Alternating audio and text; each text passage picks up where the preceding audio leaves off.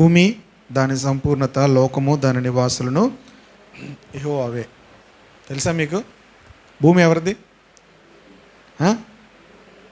లోకము ఎవరిది? దాని నివాసులు ఎవరివి? దాని నివాసులు అంటే ఎవరు? మనమే. మీరెవరు వారు? లోకమును దాని నివాసులను యెహోవావే. ఆయన సముద్రముల మీద దానికి పునాది వేసను, ప్రవాహ జలముల మీద దాన్ని స్థిరపరచను. యెహోవా పర్వతమునకు ఎక్కదగిన వాడెవడు? నిర్గమకాండంలో దేవుడు ఆ పర్వతం మీదకి, సినాయి పర్వతం మీదకి ఆయన వచ్చినప్పుడు జరిగిన సందర్భాలు మేము ధ్యానం చేసాం.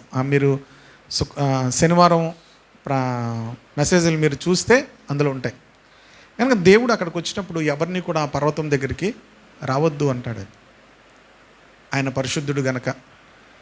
ఇక్కడ ఆ పర్వతమునకు ఎక్కదగిన వాడెవడు అంటున్నాడు. దేవునిని కలుసుకోవడానికి దేవుని పర్వతం మీదకి ఎక్కదగిన వాడెవడు అంటున్నాడు.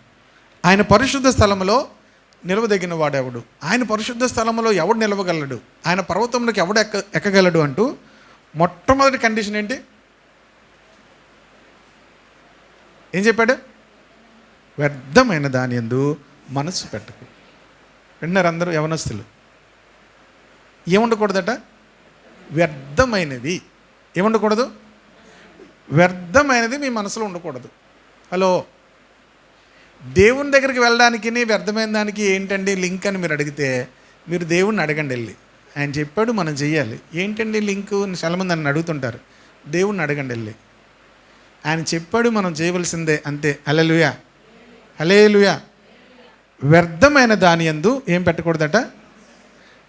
ఏంటి వ్యర్థమైనది చెప్పండి జనరల్గా? ఒక మాట చెప్పండి. ఏదైనా మీ మీ వైపు నుంచి ఒక మాట చెప్పండి. నేను చెప్తాను, అస్తమాట నేనే చెప్పడం ఎందుకు. మీ వైపు నుంచి ఒక మాట చెప్పండి. వ్యర్థమైనవి ఏంటి?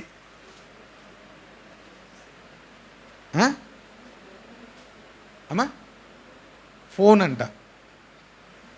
మరి ఉందని నేరు ఫోను? ఫోన్ ఏం వ్యర్థమైనది కాదు. ఫోన్ చాలా యూస్ఫుల్.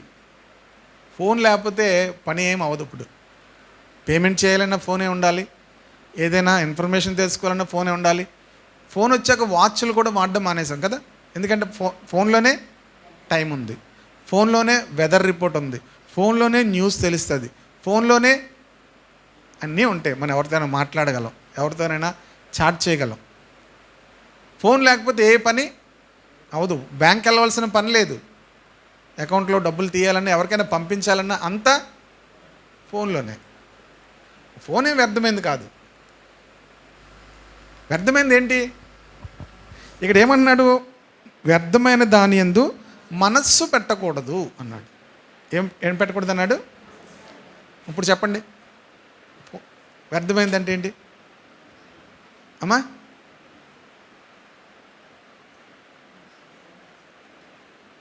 ఏదైనా దేవునికి మహిమ తేనది మీ జీవితాలకు అల్టిమేట్గా ఉపయోగం లేనిది, ఆధ్యాత్మికంగా ఎదగడానికి కానీ, మీరు మీ జీవితాలకు, మీ భవిష్యత్తుకు ఉపయోగం లేనిది ఏదైనా ఏంటి? వ్యర్థమైంది. ఇంకా ఎక్కువ వివరించి చెప్పడానికి సమయం చాలదు. అందులో ఒకటి ఏంటి తెలుసా? యేసు ప్రభు వారు చెప్తున్నప్పుడు ఆయన చెప్పాడు ఒక మాట. వ్యర్థమైంది అన్న మాట 2 మాటలు వాడాడు ఆయన. మీరు ప్రార్థన చేస్తున్నప్పుడు వ్యర్థమైన మాటలను ఉపయోగించద్దు. 12వ అధ్యాయం మత్తయి సువార్తలోను కూడా నేను మీతో చెప్పినది ఏమనగా 36వ వచనము, 12వ అధ్యాయం మాథ్యూ 12:36. నేను మీతో చెప్పినది ఏమనగా, మనుష్యులు పలుకు వ్యర్థమైన ప్రతి మాటను గూర్చి విమర్శ దినమున లెక్క చెప్పవలసి ఉండును. వింటారు అందరూ? వ్యర్థమైన, ఇప్పుడు మనం బోల్డ్ మాట్లాడతాం కదా. పొద్దున్న లేచిన దగ్గర నుంచి ఎన్ని మాట్లాడతాం? లెక్కలేదు. మన మాటలకు ఎన్నో మాట్లాడతాం. కొంతమంది ఇంకా ఎక్కువ మాట్లాడతారు. జనరల్గా వాళ్ళు కొంతమందికి మాట్లాడేటువంటి కృపావరం ఉంటుంది అనుకుంటా. వాళ్ళు ఏం చేస్తారు? ఎక్కువగా మాట్లాడతారు కదా. కనుక మీరు మాట్లాడే ప్రతి మాట గురించి చెప్తూ ప్రార్థన చేసేటప్పుడు వ్యర్థమైన మాటలు వాడద్దు అన్నాడు. మత్తయి సువార్త 6:7లో. 12:36లో ఏమన్నాడంటే, నేను మీతో చెప్పున్నదేమనగా మనుషులు పలుకు వ్యర్థమైన ప్రతి మాట దేవునికి లెక్క అప్పగించాలి. అంటే మీరు పలికే మాటలను బట్టి దేవునికి లెక్క అప్పగించాలి. ఇప్పుడు బాగున్నారా అని అడిగారు, దేవుడు మిమ్మల్ని లెక్క అడుగుతాడా? ఎందుకు బాగున్నారు, ఎందుకు అడిగా అని అడుగుతాడు దేవుడు? ఎందుకు అడుగుతాడు? మాట్లాడచ్చు, తప్పులేదు. మరి ఏ మాటను గురించి దేవుడు లెక్క అడుగుతాడు? వ్యర్థమైన మాటలు. మీరు ఎఫెసీ పత్రిక 5వ అధ్యాయం చూడండి, 4వ అధ్యాయం చూడండి.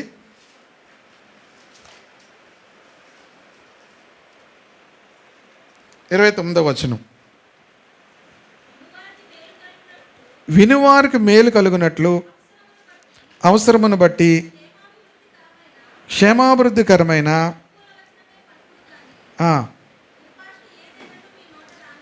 ఎప్పుడు దేవుడు లెక్క అడుగుతాడు? అక్కడ చూడండి, ఎప్పుడు దేవుడు మాటలు బట్టి లెక్క అడుగుతాడు? మనం మాటలు బట్టి ఎందుకు లెక్క చెప్తామండి? ఇప్పుడు మనల్ని ఎవరిని అడిగిన ఏమంటాం? మన హీరోలు. ఇప్పుడు మనం ఎవరిని? ఎవరి సినిమాకి వాళ్ళే హీరో, ఎవరి సినిమాలకి వాళ్ళే హీరో, మీ సినిమాలకి మీరే హీరో. కానీ దేవునికి లెక్క అప్పగించాలి ప్రతి ఒక్కరు. మీరు ఇక్కడ హీరోలు అనుకున్నాక సరే, దేవునికి ఏం చేయాలి? పరలోకం వెళ్ళాక మనం హీరోలం కాదు. దేవునికి ఏం చెప్పాలి? మొదటగా దేనికి లెక్క అడుగుతాడు దేవుడు? మీ మాటల గురించి దేవుడు ఏం చేస్తాడు? అప్పుడో మాట్లాడడం దేవుడికి అలా తెలుస్తుందండి, అంతా రికార్డ్ అవుతుంది. ఎక్కడుందండి బైబిల్లో? రికార్డ్ అవుతుందని బైబిల్లో ఎక్కడుంది? మీరు అలాగ అడగాలి. మీరు అలాగ అడగరు, అలాగ చెప్తే ఎక్కడ అవుతుందండి అనుకుంటారు మనసులో. ఎక్కడ ఎవరు చేసేస్తాడండి రికార్డింగ్ తెల్లారు లేచి దగ్గర నుంచి? మీరు అడగరు, నేను అడుగుతాను. నేనైతే పాస్ గారిని వెళ్ళి అడుగుతాను, పాస్ గారు ఎక్కడుందండి బైబిల్లో రికార్డ్ అవుతుందని. మీరు ఏంటంటే తెలివైన వాళ్ళు. ఎలాంటి తెలివైన వాళ్ళు అంటే దయ్యపు తెలివి ఉంటుంది. పాస్టర్ గారు అలాగే చెప్తారు, దేవుడికి అదే పని ఏంటి, అలా రికార్డింగ్ మన వెనక హాతలు తిరుక్కొని రికార్డింగ్ చేసుకొని ఉంటాడు ఆయన మన మాటలన్నీ అని అనుకుంటారు మీరు మనసులో. అడగరు మీరు. మీది ఏ తెలివి? ఆ తెలివి ఎవరిది? సరే, మలాకి గ్రంథము అంటే మలాకి అంటే మీరు ఎక్కడెక్కడో ఉంది అనుకోకండి. ఎందుకంటే వాటికి మీరు దరిదాపులకి వెళ్ళరు కనుక అది ఎక్కడ ఉంటుందో దొరకదు. పాత నిబంధనలో లాస్ట్ మలాకి గ్రంథం ఉంటుంది. 3వ అధ్యాయము 16వ వచనం చూడండి.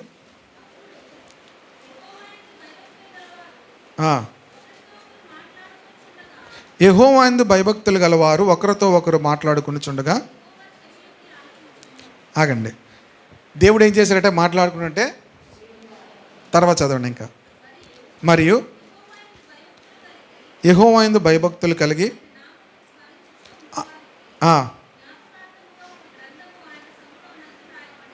ఆయన సముఖమందు ఏమైందట? వ్రాయబడి ఉండెను. దేవుడు తన బిడ్డలు మాట్లాడుకుంటుంటే ఏం చేస్తారట? చెవియొగ్గి ఆలకిస్తూ ఉంటాడట. చూడండి 13వ వచనం చూడండి. ఇప్పుడు యెహోవా సెలవిచ్చినది ఏమనగా, నన్ను గురించి మీరు బహు గర్వపు మాటలు పలికి నిన్ను గురించి ఏమి చెప్పితమని మీరు నన్ను అడుగుదురు. మీరు ఏం చెప్పితమని అడుగుదురు. 15వ వచనం చూడండి. గర్విష్ఠులు ధన్యులగుదురనియు, యెహోవాను శోధించు దుర్మార్గులు వర్ధిల్లుదురనియు, వారి సంరక్షణ పొందుదురనియు మీరు చెప్పుకొనుచున్నారు. దేవుడు మీరు మాట్లాడుకుంటే ఇవన్నీ వింటున్నాడంట. అర్థమైందా? మనలాగా దేవుడు టేప్ రికార్డ్ ఆన్ చేసి అలా మళ్ళీ వినాల్సిన లేదు. ఒకసారి వినడంటే ఆయన గుర్తుండిపోద్ది. ఇవన్నీ మీరు ఎప్పుడు మాట్లాడినా దేవునికి ఏముంటాయి తెలుసా మీకు? మీరు మాట్లాడినవన్నీ కూడా ఏమవుతాయి? దేవునికి గుర్తుండిపోతాయి. మనకి అవసరం రికార్డింగ్ మళ్ళీ మనం వినుకోవడానికి. దేవునికి ఏం రికార్డింగ్ చేయవలసిన అవసరం లేదు. దేవుడు ప్రతి మాటను కూడా ఏం చేస్తాడు? వింటాడు. దుష్టులే బాగుంటున్నారు అని ఉంటారు ఎప్పుడైనా? బోళ్ళు సార్లు అని ఉంటామండి. అంత ప్రార్థన చేసుకున్నాలనేటి బయట వాళ్ళు బాగోట్లేదు, వాళ్ళే బాగుంటున్నారు అంటారు కదా. దేవుడు వింటాడు. దానిని బట్టి దేవునిని మీరు ఏం చేస్తున్నారంటే ఆయాస పెడుతున్నారు అనే మాట కూడా ఉంటుంది. చూడండి ఆ మాట 2వ అధ్యాయము 17వ వచనం. మీ మాటల చేత మీరు యెహోవాను తెలుసా మీకు? మా అమ్మగారు నేను మాట్లాడితే మా అమ్మగారికి ఆయాసం వచ్చింది. అంటే నేను మాట్లాడుతుంటే మా అమ్మగారికి సమాధానం చెప్పలేక ఆయాసం వచ్చేసింది. ఇప్పుడు ఆయాసం కాదు, దేవుడికి ఏమొస్తుందట? మీ మాటల చేత మీరు యెహోవాను, అంటే మీ మాటలు వింటుంటే దేవునికి ఏమొస్తుంది? మీరంటే మీరు కాదు, మేము మమ్మల్ని అంటున్నారు పాస్టర్ గారు అనుకుంటారు. మన మాటలు దేవుడు వింటుంటే దేవునికి ఏమొస్తుందట? మీ మాటల చేత మీరు యెహోవాను ఆయాస పెట్టుచు దేని చేత ఆయనను ఆయాస పెట్టుచున్నామని మీరు అడుగుచున్నారు. మేమేం చేసామండి? మేమేం తప్పు చేసామండి? దేవుని మేమెందుకు అన్యాయం చేసాము? మీ మాటల చేత మీరు ఏం చేస్తున్నారట? అందుకే దేవుడు మత్తయి సువార్తలో ప్రభు ఏమన్నాడు? మనుషులు పలుకు ప్రతి మాటకు కూడా దేవుడు ఏం చేస్తారట? లెక్క దేవునికి చెప్పాలి. విమర్శ దినమందున there is a judgement day. Judgement రోజున దేవునికి మనం దేనికి లెక్క అప్పగించాలంటే, అన్నదమ్ములు మాట్లాడుకుంటారు, తల్లిదండ్రులు మాట్లాడుకుంటారు, తల్లిదండ్రులు పిల్లలు మాట్లాడుకుంటారు. అప్పుడు ఏమంటారు తెలుసా? తలుపై ఎవరైనా వింటారు. ఒకసారి ఏమంటారు? తలుపై ఎవరైనా వింటారు. మీరు గట్టిగా మాట్లాడుకున్నప్పుడే పాస్టర్ గారు ఎంతసేపు అయిందండి వచ్చి? చాలాసేపు అయిందమ్మా, అరగంట అయింది. మీరు మాట్లాడుకుంటున్నారు కదా అవన్నీ. అప్పటి నుంచి వచ్చారా? ఏమైపోయింది? ఇప్పుడు ఏమైపోయింది? పాస్టర్ గారికి తెలిసిపోయి. పాస్టర్ గారికి తెలిసిపోయాను మీకు ఎంత బాధగా? దేవునికి తెలిసాయి. హల్లెలూయా. పాస్టర్ గారికి తెలిసినా ఏమవుతుంది? ఏమో అవ్వదు. మీరు పాస్టర్ గారితో మీరు ఎంత తెలిసినా మీరు పాస్టర్ గారికి కానుక ఇచ్చి పాస్టర్ గారు ప్రార్థన చేయండి అంటే ఏం చేస్తారు చెప్పండి? పాస్టర్ గారు, ప్రభువా పాస్టర్ గారికి ఒక కేక్ ఇచ్చి, లేకపోతే ఏదో మా నోట్లో పెట్టి కరిగిపోద్దండి పాస్టర్ గారికి తింటే అని మీరు ఏదో పెట్టారు. పాస్టర్ గారు ఏం ప్రార్థన చేస్తారు చెప్పండి? బహుగా వారిని అరగంట నుంచి మీ మాటలు విన్నా ఏం చేయాలి? ఒకళ్ళు అలా చేయకపోతే మీరు రారు, మీ సీటు ఖాళీ. మీరు రారు, మీ సీటు ఖాళీ అయిపోద్ది. ప్రియ దేవుని బిడ్డలారా, మాటలు దేవుడు వింటున్నాడనే భయం ఉండాలి మనకి. ఆ మాటలను బట్టి దేవునికి ఆ తీర్పు దినాన్న లెక్క అప్పగించాలి. చాలా జాగ్రత్తగా ఉండాలి కదా. దేనిని బట్టి ఆయాస పెడుతున్నామని మీరు అడుగు. దుర్మార్గులు యెహోవా దృష్టికి మంచివారు, వారి యందు ఆయన సంతోషపడును. లేక న్యాయకర్త దేవుడు ఏమయ్యాడు? ఎన్నిసార్లు ఉంటాం మనం? దేవుడు వింటున్నాడా లేదా? దేవుడు ఏమాయనో అని మీరు చెప్పుకుంటూ చెట్నే మీరు ఆయన ఏం చేస్తున్నారు? దీని గురించి చాలా పెద్ద ప్రసంగం చేయొచ్చు, కీర్తనతో సరిపెట్టలేదు కనుక. ప్రియ దేవుని బిడ్డలారా, మనము దేవుణ్ణి ఆయాస పెడతాం. దేవునికి ఆయాస పెట్టే వాళ్ళంగా ఉన్నారు మీరు. మన మాటలు దేవునికి ఏమవుతాయట? ఎందుకు ఆయాసపడితే? అన్నీ వింటున్నాడు ఆయన. వినకపోతే ఆయనకి ఏమి రాదు కదా. అన్నీ వింటున్నాడు కనుక మన మాటలను బట్టి ఆయనకి ఏం కలుగుతాయట? ఆయాసం కలుగుతుంది. అందుకే మీ మాటలు పౌలు ఏం చెప్పాడంటే అక్కడ ఇందాక చెప్పినప్పుడు, వినువారికి క్షమాభివృద్ధి కలుగునట్లు ఏం చేయమన్నాడు? అవసరమును బట్టి అనుకూల వచనమే పలుకుడు కానీ దుర్భాష ఏం చేస్తావు? ఇప్పుడు ఏ భాష ఇది? నా ఇష్టం, ఎవడు చెప్పుకో. ఏ భాష ఇది చెప్పండి, చెప్పాలి. నేను ఇంతే, నేను ఇలాగ మాట్లాడతాను చెప్పండి. ఇప్పుడు ఏ భాష ఇది? దీనికి ఏం చేయాలి? ఎవరికి? నాకు కాదు, దేవునికి లెక్క అప్పగించు. కనుక వ్యర్థమైన దాని యందు ఏం చేయకూడదట? మనసు పెట్టకూడదు. మొదటిది వ్యర్థమైనది ఏంటంటే మొట్టమొదటి మాటతో స్టార్ట్ అవుతుంది. Everything starts with word. చాలా ఈజీగా ఉంటుంది. అందుకే యాకోబు ఏమన్నాడంటే, if you are able to control your tongue, మీ మాటను, మీ వర్డ్స్ని కానీ మీ నాలుకను కానీ మీరు కంట్రోల్ చేసుకుంటే అంతా కంట్రోల్ అయిపోద్ది. హలో, మీకు మంచి సూత్రం చెప్పాను.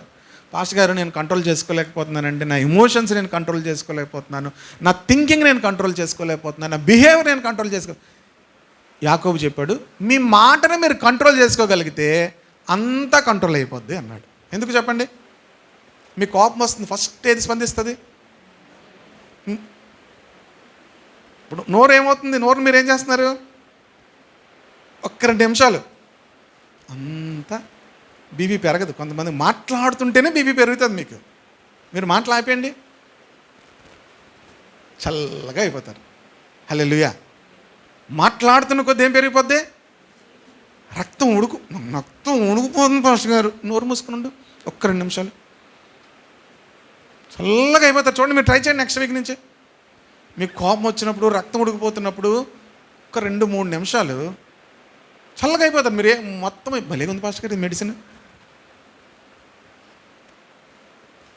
ఏమవుతుంది? చల్లగా అయిపోతారు. కనుక మీరు చల్లగా అవుతారో వేడిగా అవుతారో తర్వాత విషయం. దీన్ని బట్టి జడ్జిమెంట్లోనికి వస్తారు. జాగ్రత్తగా ఉండండి. అది ఇక్కడ వేడెక్కిపోయింది అనుకోండి, ఆరోగ్యం పాడవుద్ది. తర్వాత తప్పని పడిపోతారు. ఏమైందంటే మాట్లాడలేదు, మాట్లాడే పటా పటా కొట్టి మళ్ళీ నీళ్ళేసి, ఏమైందమ్మా అంటే అలా కోపం వచ్చి పడిపోయిందండి, పటా పటా పటా కొట్టి నీళ్ళేసి, ముక్కులో నీళ్ళేసి, చెవులో నీళ్ళేసి. ఏంటి ఎందుకంత బాధ? ఒక్క 2 నిమిషాలు మౌనంగా ఉన్నాం అనుకో, చల్లగా అయిపోతావు, కోపం పోదు. లేదనుకో డాక్టర్లు చేతులకి వాటికి గుచ్చేసి చల్లగా చేయాలి. నేను ఏం చేయాలి? చేతులకి కాళ్ళకి అన్నీ గుచ్చేసి ఏం చేయాలి? చల్లగా, అప్పుడు చల్లగా అవుతారు కొంతమంది. అలాగ అవుతారా చల్లగా? మీ నోటును మూసుకొని చల్లగా అవుతారో మీ ఇష్టం. ఓకే, బోల్డ్ ఉంది. టైం చూస్తే అదేమో నా ఎదురుగుండా ఉంది, మీకేం పర్వాలేదు.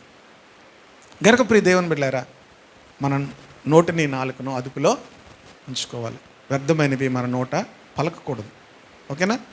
దేవుని పర్వతంలోనికి వెళ్ళాలంటే, దేవుని సింహాసనం దగ్గరికి, దేవుడు ఉండే చోటుకి వెళ్ళాలంటే వ్యర్థమైన మాటలు ముందుగా వచ్చే వారం అయితే కొంచెం చెప్తాను. మరి చెప్తే అవ్వదు కదా ఎక్కువ సమయం. లేచి నిలబడదాం అందరం కూడా. మీ అందరికీ మంచి సూత్రం ఇచ్చాను ఇవాళ. దేన్ని బట్టి ఆపుకోవచ్చు? నోటిని నాలుకని ఆపేసుకుంటే బాడీ అంతా కంట్రోల్ అవుతుంది, బీపీ పెరగదు, ప్రమాదం ఉండదు. అంతేకాదు దేవుని పరిశుద్ధ సింహాసనం దగ్గర మనం ఉండగలుగుతాం. హల్లెలూయా.